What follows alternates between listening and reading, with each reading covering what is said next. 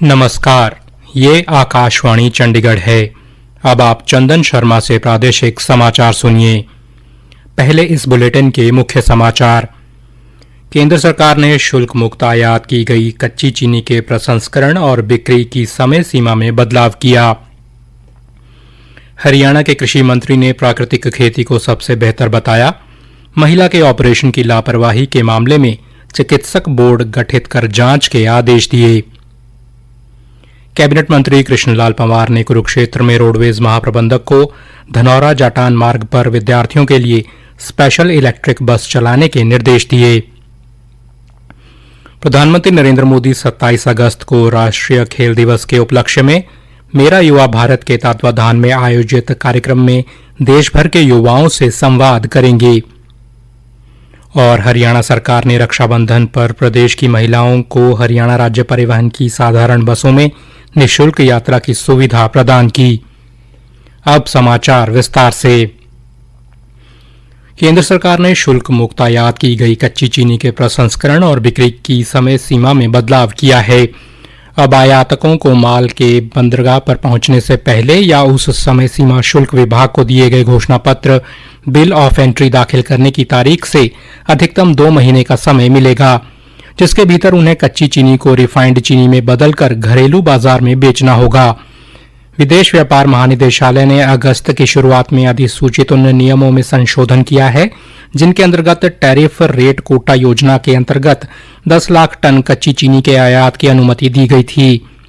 इससे पहले इस योजना के तहत आयात की गई कच्ची चीनी को 31 अक्टूबर तक रिफाइंड चीनी में प्रसंस्कृत कर घरेलू बाजार में बेचना जरूरी था।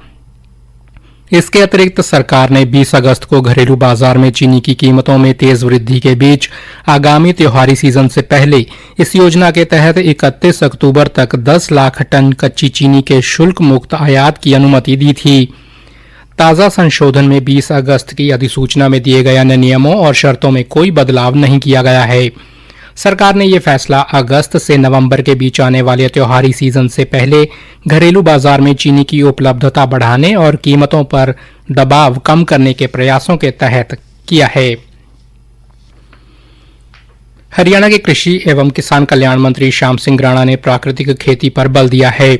आज कैथल में जिला कष्ट निवारण समिति की बैठक के बाद मीडिया से बातचीत में कृषि मंत्री ने कहा कि रासायनिक, जैविक और प्राकृतिक खेती में से प्राकृतिक खेती सबसे महत्वपूर्ण है। एक तो रासायनिक खेती है। रासायनिक खेती जो खाद से, दवाई से होती है, उससे जहरीलापन आता है खेत में, अनाज में आ जाता है, फिर कैंसर जैसी बीमारियां फैलती है। दूसरी खेती है जैविक खेती, तो केंचुए से, गोबर के खाद से एक लंबा प्रोसेस है, बहुत खाद की जरूरत पड़ती है। एक है प्राकृतिक खेती। प्राकृतिक खेती देसी गाय से चलती है, उसमें 1 ग्राम में 300 करोड़ बैक्टीरिया होते हैं जो जीवाणु है खेत के अंदर रसोई का काम करते हैं, वो नाइट्रोजन लेके पौधे को देते हैं। गन्ने की अदायगी को लेकर एक सवाल के जवाब में उन्होंने कहा कि ऐसी कोई चीनी मिल नहीं है जिसमें किसानों की अदायगी बकाया हो। कैथल चीनी मिल में भी किसानों का एक भी पैसा बकाया नहीं है। उन्होंने कहा कि कोई भी चीनी मिल घाटे में नहीं चल रही है। आज की बैठक को लेकर उन्होंने बताया कि कुल 13 शिकायतों की सुनवाई की गई, जिनमें से 9 शिकायतों का निपटारा कर दिया गया, जबकि शेष मामलों में संबंधित विभागों को आवश्यक कार्रवाई के निर्देश दिए गए हैं। मंत्री ने बताया कि एक महिला के ऑपरेशन में लापरवाही की शिकायत पर चिकित्सकों का बोर्ड गठित करके जांच करने के निर्देश दिए गए हैं। वहीं एक बिजली चोरी के कथित फर्जी मामले में समिति गठित कर जांच के आदेश दिए गए हैं। कैबिनेट मंत्री कृष्णलाल पंवार ने कुरुक्षेत्र में रोडवेज महाप्रबंधक को धनौरा जाटान मार्ग पर विद्यार्थियों के लिए स्पेशल इलेक्ट्रिक बस चलाने के निर्देश दिए हैं। कुरुक्षेत्र में कष्ट निवारण समिति की बैठक में उन्होंने ये आदेश दिए। मीडिया से बातचीत में उन्होंने बताया, जैसे गांव वालों ने डिमांड की थी कि बस गांव में हो करके तब मेन रोड पे आए, तो 700 मीटर दूर है। कोई बस में चंडीगढ़ जाने वाला कोई पेशेंट भी हो सकता है, कोई स्टूडेंट भी हो सकता है, कोर्ट में जाने वाले भी व्यक्ति हो सकते हैं। लेकिन बच्चों की शिकायत में मैंने इलेक्ट्रॉनिक बस केवल ये आदेश दिए वो चालू की जाए। उन्होंने बताया कि आज 11 शिकायतों का मौके पर ही निवारण कर दिया गया।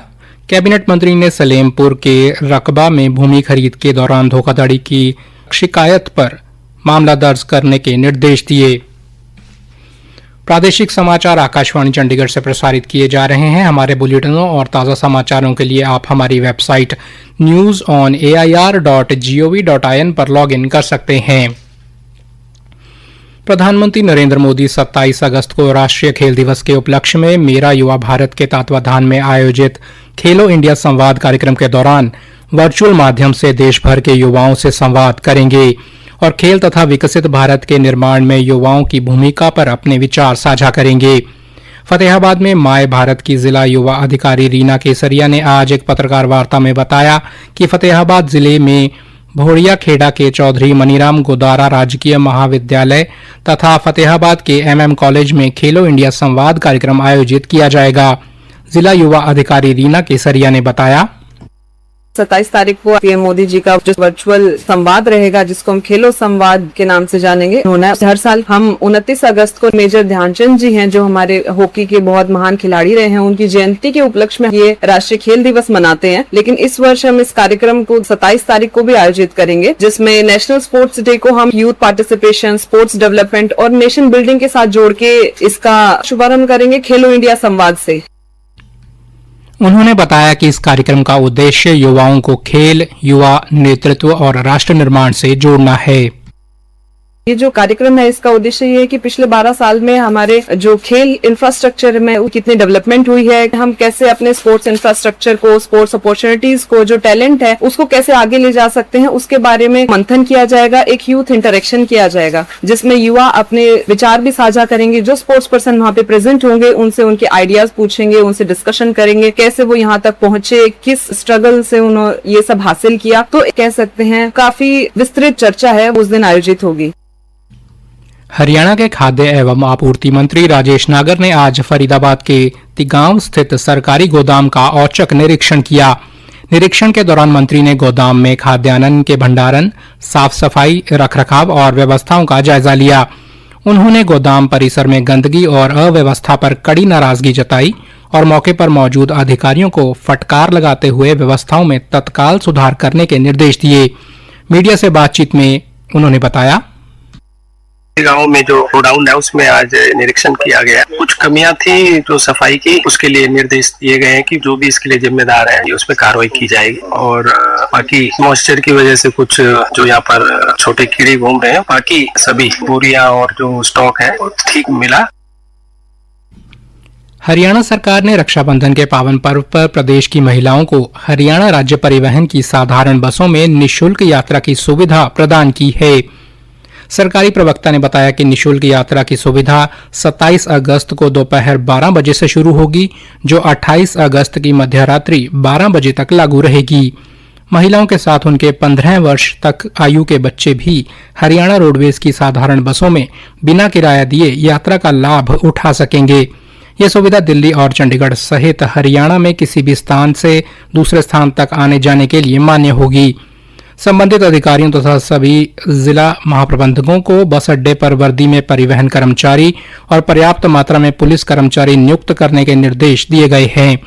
अंबाला छावनी बस अड्डे के प्रभारी निरीक्षक बहादुर सिंह ने बताया, हरियाणा रोडवेज अम्बाला में 131 बसें अम्बाला डिपो में है और लगभग 35 बसें नारायणगढ़ में है। कुल मिलाकर 166 बसों का बेड़ा इस दौरान चलाया जाएगा। सभी कर्मचारी ड्यूटियों पर मौजूद रहेंगे। छुट्टियां 2-3 दिन के लिए कैंसिल की गई है ताकि यात्रियों को हर संभव सुविधा दी जा सके। अंत में मुख्य समाचार एक बार फिर से।